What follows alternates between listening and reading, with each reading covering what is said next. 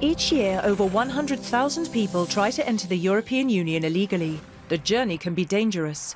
In 20 years, nearly 20,000 migrants have died at sea before reaching the shores of Europe.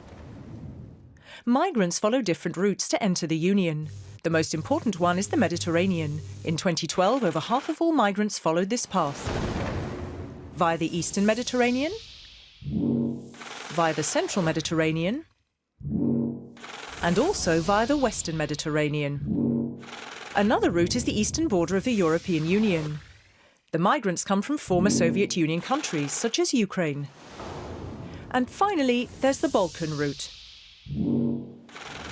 Once they've arrived in one of the member states, the illegal immigrants can move to other European countries. There are few controls at internal borders, since in most of the Union, people and goods can circulate freely. Many illegal immigrants apply for asylum. In 2012, more than 400,000 applications were made, and 100,000 were accepted. Germany accepted the most applications. Next, Sweden, and then the United Kingdom. That's half of the asylum applications in the Union. It's mainly Somalis, Syrians and Afghans who have benefited from the European Union's protection.